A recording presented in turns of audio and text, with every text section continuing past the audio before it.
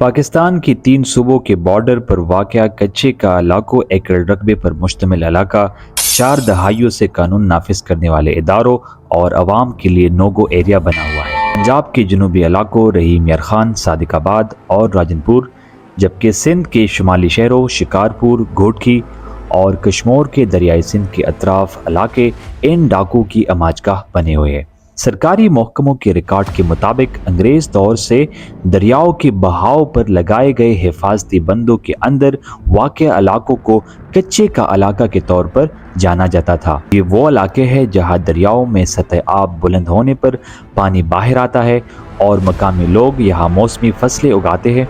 कई लाख एकड़ रकबे महकमे जंगलात और रेवेन्यू की मलकियतें हैं।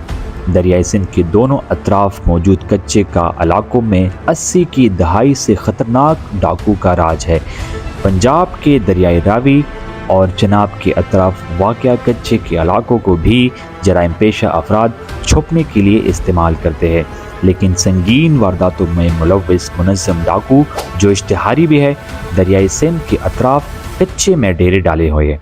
इन इलाकों में वक्फे वक्फे से ऑपरेशन होते रहे हैं, लेकिन डाकू का मुकम्मल खात्मा नहीं हो सका। 1.5 साल कबल सिंध और पंजाब पुलिस ने इन इलाकों में मुश्तरका ऑपरेशन शुरू किया, जो इस वक्त भी जारी है। कानून नाफिज करने वाले इदारों के मुसल्लह ऑपरेशन के बावजूद कच्चे के इलाकों में छुपे डाकू की वारदातें भी जारी है। अक्सर यहाँ से गुजरने वाले GT रोड और मुल्तान सक्कर मोटरवे पर भी वारदातों की इत्तलात मौसूल हो रही है। सीनियर पुलिस अफसर इरफान सम्मू पंजाब के शहर रहीम यार खान में फ़राइज़ के दौरान कई बार माजी की बदनाम ज़माना डाकू छोटू गैंग के खिलाफ ऑपरेशन में हिस्सा लेने के अलावा शुमाली सिंध में भी कई बरस से काम कर रहे हैं। इरफान सम्मू के मुताबिक कच्चे में डाकू के पास RR-75 जैसे जदीद हथियारों के अलावा माटर गोले, 12.7 और 12.14 बोर की गन्स है, जबकि पुलिस के पास G3 और SNG बंदूकें हैं, जिनका डाकू के पास मौजूद जदीद असलहे से मुकाबला नहीं किया जा सकता। उनके मुताबिक पुलिस के पास जो बख्तरबंद गाड़ियाँ थी वो भी 6 टाइप की थी, जिनके लिए कहा गया कि ये सिर्फ लोगों के लाने ले जाने के लिए इस्तेमाल हो सकती है। ये फाइटर बख्तरबंद गाड़ियाँ नहीं थी, लेकिन बाद में D7 टाइप की गाड़ी टेक्सलेस से मंगवाई गई, लेकिन डाकू के जदीद हथियारों के सामने इन गाड़ियों में भी हिफाजत मुमकिन नहीं थी। शाह अब्दुल लतीफ़ यूनिवर्सिटी खैरपुर के प्रोफेसर इमदाद हुसैन सेतु की 2005 में डेकेड ऑफ डिकॉइड्स नामी तहकीक के मुताबिक पाकिस्तान में क्लाशनकोव पहले सिंध के डाकू ने इस्तेमाल की और बाद में पुलिस के पास पहुंची। क्लाशनकोव मिलने के बाद डाकू ताकतवर बन गए और जुर्म करने में आसानी हो गई, जबकि पुलिस और दीगर फोर्सेस से लड़ने के लिए डाकू ने रॉकेट लॉन्चर और दीगर भारी हथियार भी खरीद रखे हैं। तहकीक में कहा गया है कि सिंध के डाकू जदीद हथियार अफगान पनागज़ीनों से खरीदते थे या फिर स्मगलरों या बलूचिस्तान लेविस फोर्स या सिंध पुलिस के करप्ट अफसरान से खरीदते थे।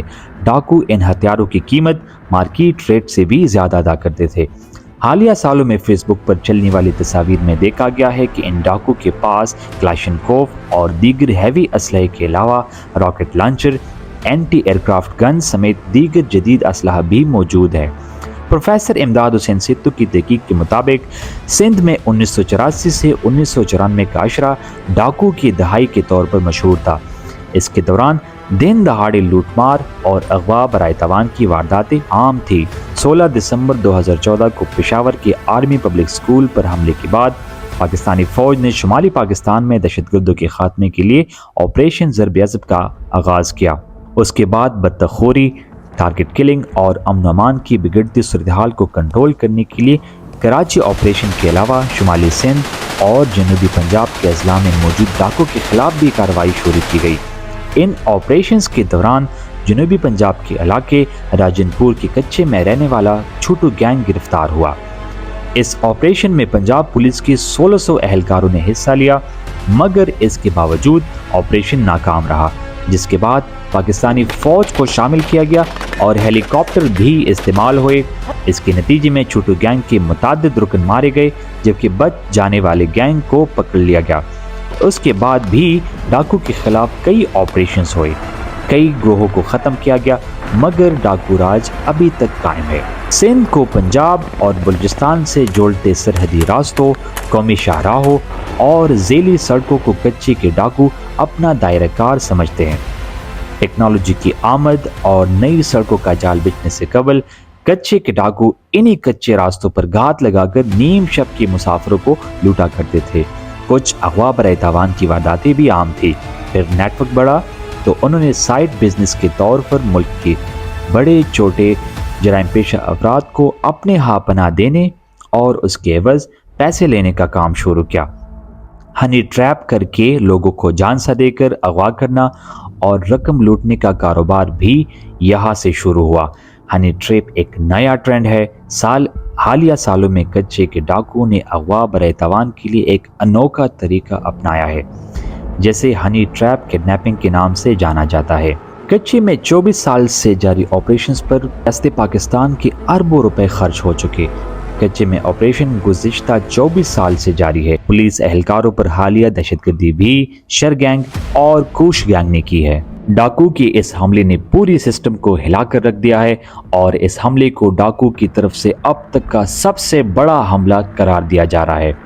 इस वक्त सेक्रेटरी दाखिला, IG पंजाब समेत तमाम आला अफसरान रहीम यार खान में अपनी मौजूदगी के साथ साथ ये दावा भी कर रहे हैं कि हमला आवर डाकू के सरगना बशीर शर को हलाक कर दिया गया है, जबकि अब तक हमला आवर गैंग के मजीद 5 डाकू भी मारी जा चुके हैं। सवाल ये पैदा होता है कि कच्चे के डाकू इतने बाअसर क्यों हैं? क्या ये रियासत की बेबसी है या रियासती तरजीहात का फुकदान है? ज़रूरत इस अमर की है कि तीनों सूबों की पुलिस पर मुश्तमिल एक अलहदा पुलिस सिस्टम को अमल में लाया जाए, जो सिर्फ और सिर्फ कच्चे के इलाके को डाकू से साफ करने या उनको न्यूट्रलाइज करने पर काम करे। साथ ही साथ रियासती तरजीहात को भी मुतय्यन करने की अशद ज़रूरत है। एक तरफ कौमी तनसीबात पर नाकर्दा हमले के नतीजे में एक सियासी पार्टी की कारकुनों के खिलाफ पुलिस जियो फेंसिंग और नित नए हरबे इस्तेमाल कर रही है, लेकिन क्या वजह है कि एक इमारत की कीमत पुलिस जवानों की जानों से ज़्यादा है? क्या रियासत किसी बिल्डिंग, किसी स्कूल, किसी कॉलेज या यूनिवर्सिटी या शहरा का नाम है, या रियासत बिला तफरीक तमाम शहरियों की हुकूक की ज़ामिन होती है? क्या रियासत की पॉलिसियों पर तनकीद करने वालों के खिलाफ घेरा तंग करना रियासत की अमलदारी है, या पुलिस जवानों को बेदर्दी से कत्ल करने वालों को कैफर किरदार तक पहुंचाना कानून की अमलदारी का नाम है? ये वो सवाल है जिन पर मनहसुल कौम तमाम पाकिस्तानियों को सोचने की ज़रूरत है।